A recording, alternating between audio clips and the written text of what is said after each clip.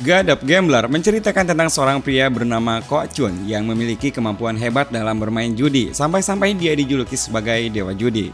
Suatu hari dia mengalami kecelakaan dan membuatnya hilang ingatan. Apakah skill berjudinya akan hilang dan seseorang akan menggantikannya sebagai dewa judi legendaris ini? Buat generasi 90-an, pastinya kalian bakal merasa nostalgia dengan film ini guys. Secara ya memang di zaman itu film ini favorit banget lah. Dan ya, biar nggak kelamaan lagi, sebelum kita mulai pastikan dulu nih, kalian jauhi keramaian, pasang headsetnya, dengarkan baik-baik ceritanya. Dan ini dia cerita God of Gambler 89.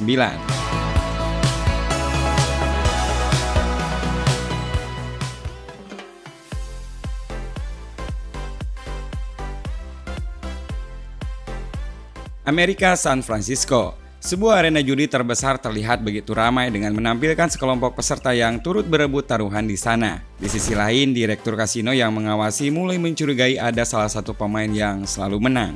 Dia juga mulai melihat sesuatu yang janggal karena pemain itu sering memainkan cincin yang ada di kelingkingnya. Setelah dicek datanya di komputer, si manajer pun yakin guys kalau dia adalah Ko Chun karena ia tahu kalau Ko Chun tak pernah menampilkan wajahnya di kamera. Daripada kasino mereka bangkrut, akhirnya si manajer pun langsung menghampirinya dan mengusir dengan cara halus kalau total kemenangan Ko Chun yang $50.000 akan dipotong menjadi $1.000. Ko Chun pun di sini hanya tersenyum dan langsung pergi. Cash. Bandar yang melihat keanehan ini lantas bertanya siapakah dia dan si manajer pun langsung bilang kalau dia adalah dewa judi. Setelah itu, film pun beralih ke Tokyo, Jepang. Di sini, Ko Chun terlihat sedang bersantai bersama Janet kekasihnya. Tujuannya Ko Chun ke Jepang adalah untuk meladeni tantangan Mr. Wang, yaitu penjudi kedua terbaik saat itu. Tidak lama kemudian datanglah Yi, asistennya Ko Chun, dan mengatakan kalau permainan akan segera dimulai. Kemunculan dewa judi pun langsung disambut antusias layaknya sang superstar oleh jajaran orang di sana termasuk rivalnya Mr. Wang dan asistennya Nona Chi. Tidak lama si Bandar pun langsung menjelaskan kalau permainan akan dibagi menjadi 2 babak. Namun sebelum itu, Ko Chun dengan sedikit mengejek mengatakan kalau Mr. Wang boleh menjadi pemenang pertandingan jika Ko Chun kalah di babak pertama. Singkat cerita, permainan pun dimulai dengan menampilkan permainan mahjong, di mana masing-masing akan mendapat bagian 14 mahjong. Siapa yang dapat nilai terbesar, maka dialah yang akan jadi pemenang. Awalnya Mr. Wang sudah pede dengan poinnya yang 750.000, namun dia lupa siapa yang dia lawan. Giliran Ko Chun membuka miliknya ternyata poinnya 800.000 dan membuat Mr. Wang kaget keheranan. Sesi selanjutnya permainan dadu dan untuk permainan ini sepertinya Nona Chi ini paling jago dan Wang pun digantikan olehnya. Peraturannya adalah siapa yang mendapatkan nilai paling kecil dialah pemenangnya. Dan Nona Chi pun mendapat giliran pertama dan mulai mengocok dadunya. Sementara Ko Chun memperhatikan dan mengamati cara bermainnya. Setelah kocokan beres guys, ternyata semua dadunya satu dan itu berarti nilai paling kecil. Dan tibalah giliran Ko Chun dan di sini ia pun meminta gelas kocokan dari aluminium dengan alasan gelas itu terlalu ringan. Kocokan pun dimulai dan ternyata setelah dibuka dia pun membuat satu dadu pecah dan mendapat nilai 5. Permainan pun berakhir dan Ko Chun pun menjadi pemenangnya. Malamnya seusai pertandingan, Mr. Wang mengungkapkan tujuan sebenarnya. Dengan imbalan $1 juta, Wang ingin kalau Ko Chun membantunya dalam melawan Raja Judi Singapura bernama Chan Kam Sing. Alasannya Mr. Wang merasa sangat dendam dengan peristiwa 3 tahun lalu yang menyebabkan ayahnya bunuh diri karena dikalahkan Chan Sing dengan cara yang licik. Rupanya Ko Chun pun juga mengenalnya kalau Chan Sing ini adalah buronan beberapa negara dan ia selalu bermain di perairan internasional demi keamanannya. Namun di sini Yi juga menasihati Ko Chun agar lebih baik jangan melawannya karena nanti akan menjadi masalah besar. Mendengar hal itu belum juga Ko Chun memutuskan, tiba-tiba Mr. Wang hendak melakukan bunuh diri. Namun dengan cepat Ko Chun pun mencegahnya dan bilang kalau ia hanya minta imbalan coklat untuk kemenangannya melawan Chan Sing nanti. Ada satu kebiasaan unik dari si Ko Chun ini guys, kalau dia itu paling demen makan coklat. Sebagai ucapan terima kasih, akhirnya Mr. Wang memperkenalkan dengan Dragon. Dragon ini sengaja Mr. Wang bayar untuk menjadi bodyguardnya Ko Chun. Namun Ko Chun yang merasa saat ini tidak memerlukan pelindungan hanya menerima kartu nama Dragon dan menyimpannya. Di tempat lain, kita diperkenalkan dengan seorang berandalan serta penjudi abal-abal bernama Michael yang saat itu sedang bermain di sebuah klub. Seperti biasanya ia selalu kalah dan gak pernah terima. Lebih parahnya lagi saat itu karena sempat beradu mulut ia pun diusir bahkan sampai dilempar keluar. Sore harinya Michael pun terlihat sedang bermesraan dengan pacarnya membicarakan masa depan dan juga menggombal sesuka hati. Saat hendak pulang, momen romantis mereka tiba-tiba terganggu dengan hadirnya Sing bersama anjing galaknya. Di sini Michael pun hampir saja berantem, namun Jen pun menahannya. Dan karena masih jengkel, malamnya Michael pun dibantu temannya membuat sebuah lubang jebakan dan berharap keesokan harinya Sing dan kedua anjing miliknya terperosok dan nyungsep sampai ke bawah jembatan. Di sisi lain, Ko Chun saat ini berada di arena judi menemani Krok temannya yang sedang bermain kartu. Tanpa diduga, Ko Chun melihat bahwa si Nam lawan main Krok ini ternyata berbuat curang. Kasihan terhadap kawannya, Ko Chun pun kemudian menyarankan untuk berhenti bermain. Namun hal tersebut justru membuat Krok diledek habis-habisan sehingga membuat Ko Chun tidak senang dan tertantang untuk menggantikannya. Karena ia tahu bandarnya curang, maka Ko Chun pun sebelum memulai permainan memilih seorang perempuan di sana untuk membagikan kartunya. Kartu demi kartu pun mereka mainkan dan Ko Chun selalu menang. Hei, kamu toje saya. Tibalah pada satu momen si Nam ini merasa kalau kartunya sangat bagus dan dia pun langsung mempertaruhkan semua uangnya. Ko Chun dengan santai mengingatkannya guys supaya jangan gegabah. Tetapi dengan yakinnya si Nam ini tetap melanjutkan mempertaruhkan semuanya. Dan seperti biasa guys, Ko Chun menang dan mendapatkan semua taruhannya. Sebelum ia pergi dengan cek kemenangannya, dia pun bilang kalau Ko Chun hanya memenangkan seluruh uang kekalahan Krok, yang berarti hal itu tidak membuat Nam benar-benar rugi.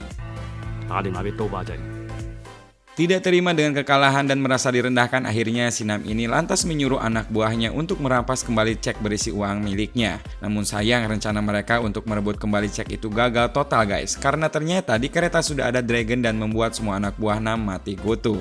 Gak mau ribet dengan kekacauan ini, akhirnya Ko Chun memilih untuk turun sendiri dan membiarkan dragon membereskan semuanya.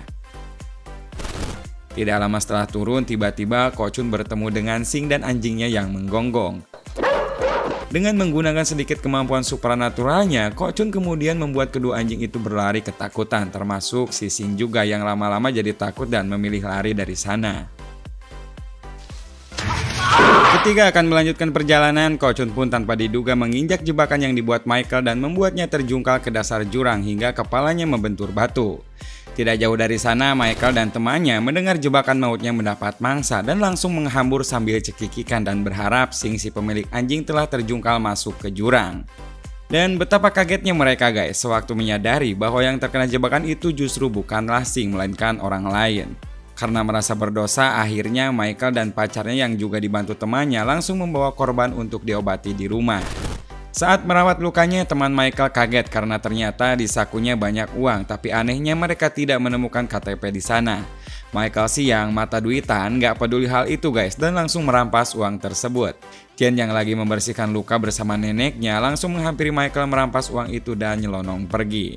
Tidak lama setelah itu, Ko Chun pun tersadar dan menyadari dirinya berada di sebuah ruangan yang tidak dikenalinya. Dalam keadaan masih menahan sakit dan dalam keadaan kepala yang masih pusing, ia pun berjalan keluar dan membuat nenek Michael terbangun dan berteriak kaget. Sementara Michael yang sedang main selimut dengan pacarnya tentu jadi kaget juga dan segera berlari ke kamar neneknya.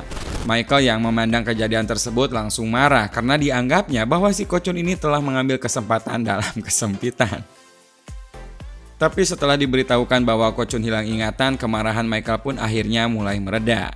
Jen pun di sini menyarankan agar merawatnya dulu sampai nanti bisa diketahui siapa dia sebenarnya. Dan karena dia menyukai coklat, akhirnya Jen pun menamainya dengan nama Coklat. Suatu hari, nasi di rumah Michael habis dimakan oleh Ko Chun, sementara beras yang ada pun ternyata sudah habis. Michael dan kawannya langsung mendapat ide cemerlang dan mulai memalak meminta uang Ko Chun yang sebelumnya telah dikembalikan oleh si Jen. Karena keseringan dipalak, Ko Chun pun akhirnya berinisiatif untuk menyembunyikan uangnya di bawah bantal.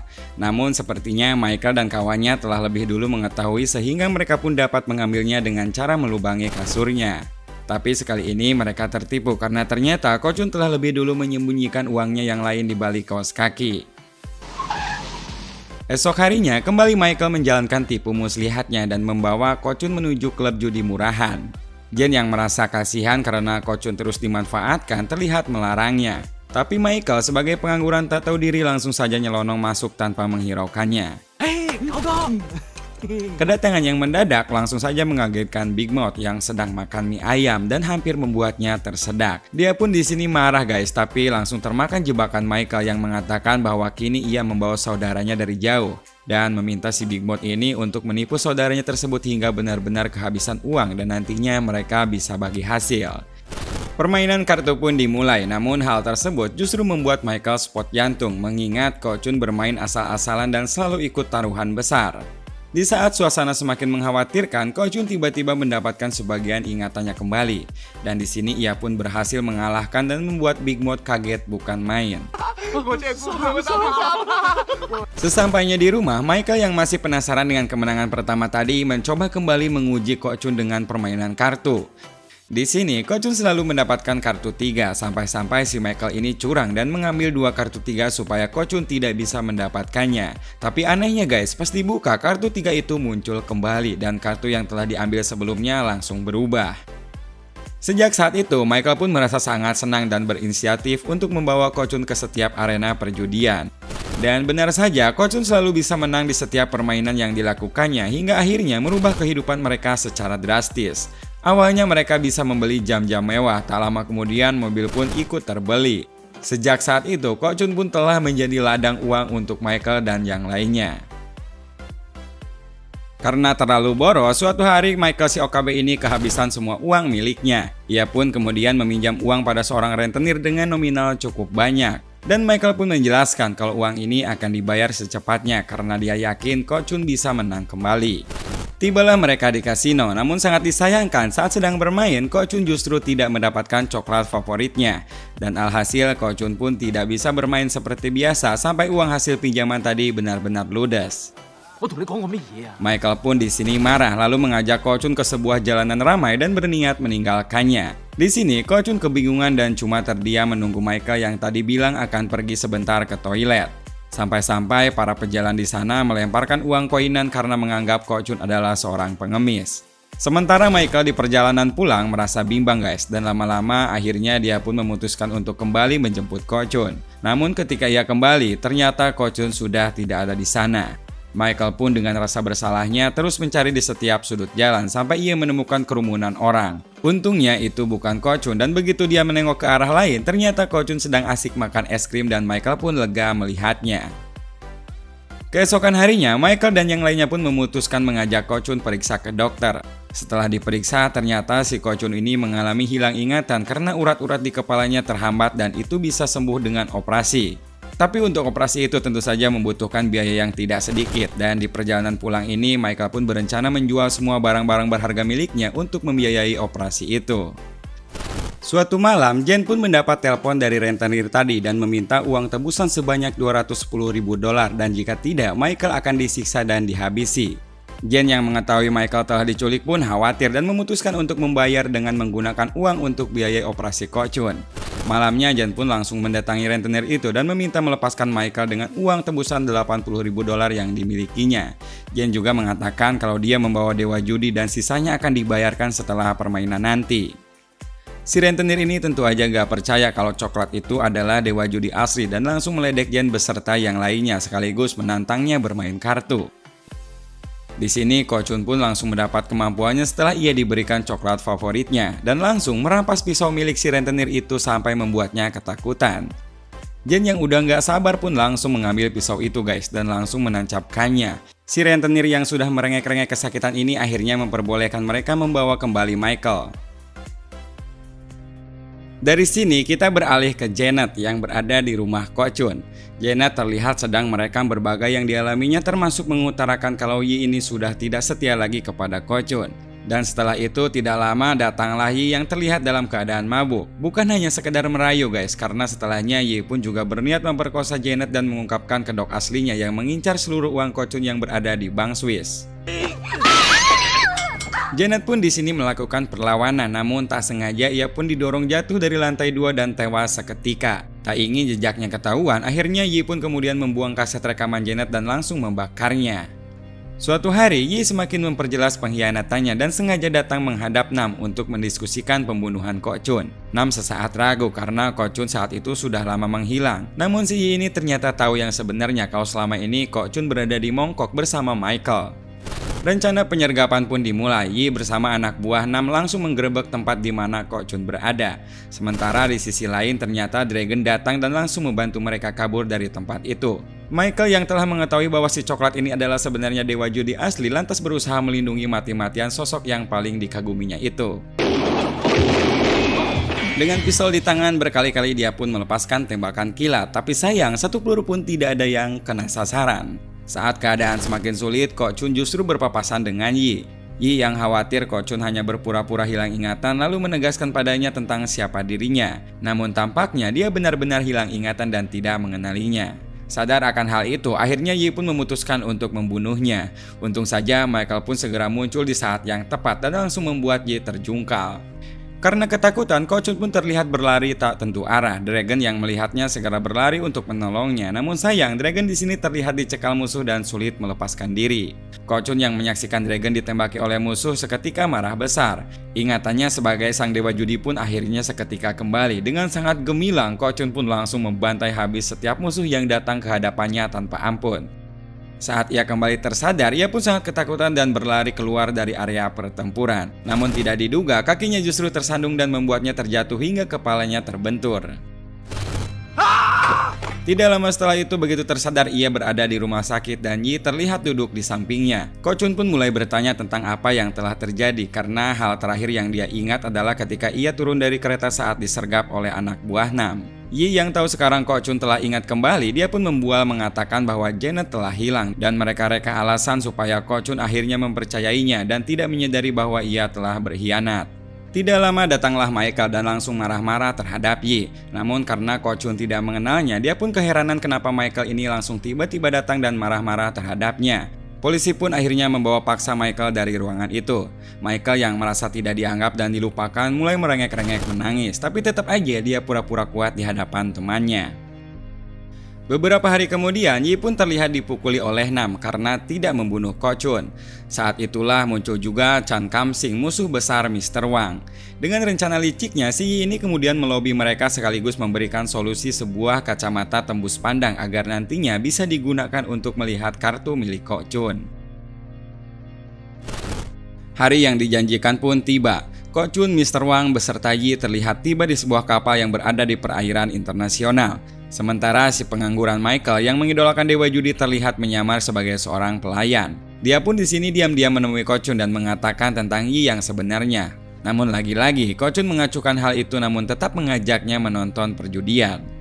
Gengsi tingkat tinggi pun dimulai. Ko Chun sang dewa judi harus menghadapi raja judi terbaik Singapura, Chan Kam Sing. Pertandingan selanjutnya pun terlihat sangat menarik karena masing-masing terlihat menampilkan skill dan permainan terbaiknya. Dengan kecurangannya, Chan Sing akhirnya mampu menumbangkan Ko Chun dan membuatnya kehilangan banyak uang. Babak selanjutnya dimulai. Chan Sing dengan sangat percaya dirinya terlihat mengikuti serangkaian jumlah taruhan yang ditawarkan Ko Chun. Seakan-akan tahu ada yang tidak beres, di sini Ko Chun langsung menyelipkan kartunya paling bawah sehingga kacamata Chan Sing tidak bisa melihatnya. Chan Sing yang punya kartu bagus tidak terlalu peduli dengan kartu Ko Chun saat itu, sampai-sampai di taruhan terakhir Ko Chun mempertaruhkan cek berisi tabungan miliknya di Swiss dengan total senilai 30 juta dolar. Setelah taruhan disepakati, Chan Sing ini terlihat sangat senang karena saat itu Ko Chun membuka selipan kartunya dan terlihat kalau kartunya tidak lebih baik dari miliknya. Dan si Chan Sing ini dengan bangganya langsung membuka semua kartu miliknya. Tapi ternyata prediksi dari kacamata canggih si Chan Sing ini salah besar. Mereka tidak sadar kalau Ko Chun bisa dengan mudah merubah kartu miliknya dan sekaligus menjelaskan kalau kacamata milik Chan Sing itu sudah ketinggalan. Berbeda dengan miliknya yang menggunakan versi terbaru berbentuk lensa mata. Mereka pun di sini semua kaget. Ko Chun pun menyandangkan namanya sebagai dewa judi yang tak pernah terkalahkan. Untuk merayakan momen itu, Ko Chun langsung memeluk Yi dan mengungkapkan terima kasihnya karena telah membantunya mencapai kemenangan. Chan Sing merasa diperdaya dan langsung marah besar menuduh Yi itu pengkhianat. Mendengar hal itu, diam-diam Ko Chun menyelipkan pistol palsu di tangan Yi sambil berteriak. Chan Sing yang menyangka Yi akan menyerangnya langsung menembaknya hingga tewas. Sadar keadaan terjepit, Chan Sing kembali mengarahkan tembakan ke arah Ko Chun. Namun Michael segera bertindak cepat dan melemparkan sebuah gelas sehingga pistol itu terjatuh. Saat ketegangan semakin tak terbantahkan, Dragon ternyata juga ikut muncul di sana. Sementara Ko Chun terlihat melangkah menghampiri Yi sambil menjatuhkan sisa kaset milik rekaman Janet yang ternyata saat itu tidak terbakar habis. Dalam keadaan semakin terpojok, Chansing mengungkapkan bahwa dia tidak bisa ditangkap di perairan internasional. Namun lagi-lagi, Ko Chun selangkah lebih pintar dan menyebutkan bahwa kapal yang mereka tumpangi saat ini sedang berada di Inggris dan berarti pemerintah di sana bisa menangkapnya.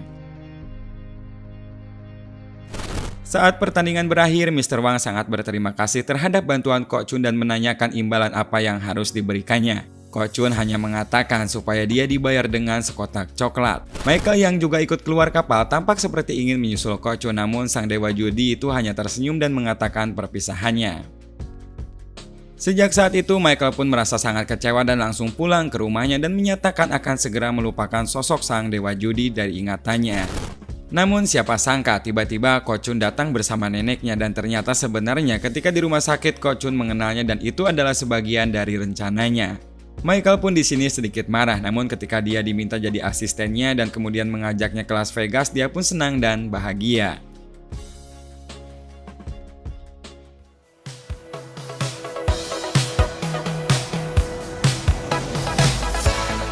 Sebagai penutup, kita bisa mengambil pelajaran kalau pengkhianatan hanya akan menyebabkan kehancuran. Dan satu lagi, jangan mau bodoh kayak si Michael. Ya udah deh, gitu aja ya. Terima kasih buat kalian yang udah nontonin video ini sampai akhir. Semoga kalian suka dengan ceritanya dan sampai jumpa lagi di video 7 menit selanjutnya.